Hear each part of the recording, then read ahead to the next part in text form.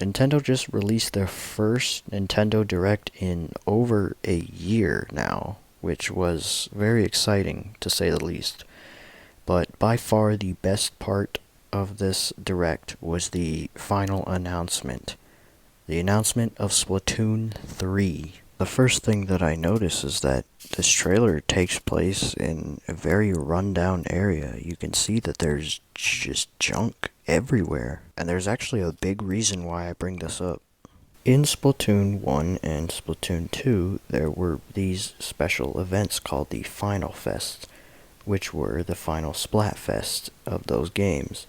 And in the first Splatoon game, the final fest was Callie versus Marie. Now, if you remember, Team Marie won the final fest of that game, and it impacted the story of the second game by leading Callie to be brainwashed.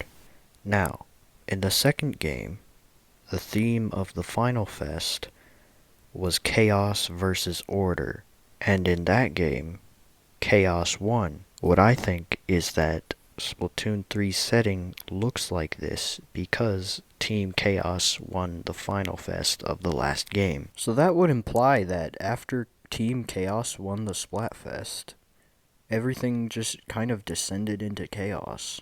And these ruins might even be the remains of Inkopolis. Okay, so next what I wanted to do is just go over some of the new stuff that we see in this trailer that was not in either of the previous games. First off, we have a new hub world. Now, we don't get to see much of the hub world itself like any of the shops, but what we do see, in my opinion, looks very cool. I'm definitely digging this new hub world. Okay, so going back to the beginning of the trailer, I just wanted to take a look at some of the customization options that it shows.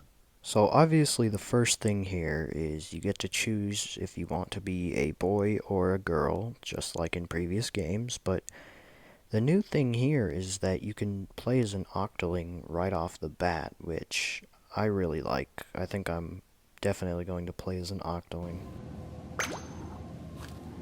Next we have the skin tones where the options remain the same as the previous games. Okay, so the eye color is where it starts to get interesting because as you can see on the bottom row there's now multicolored eyes and there's just more eye colors in general.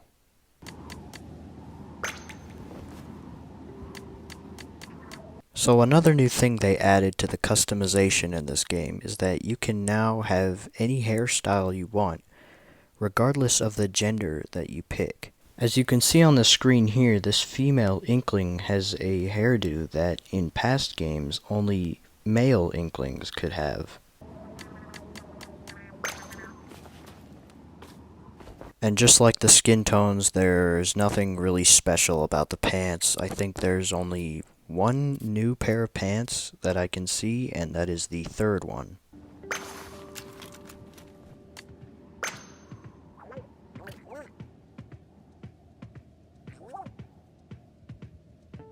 It also looks like you get to have a pet salmonoid in this game, which is really cool, and you can also choose his hairdo.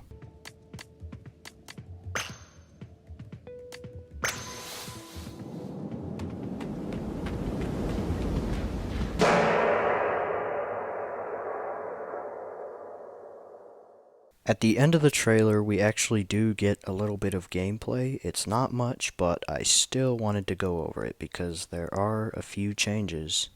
So the first thing that we see is the Inklings flying on these sort of drone things.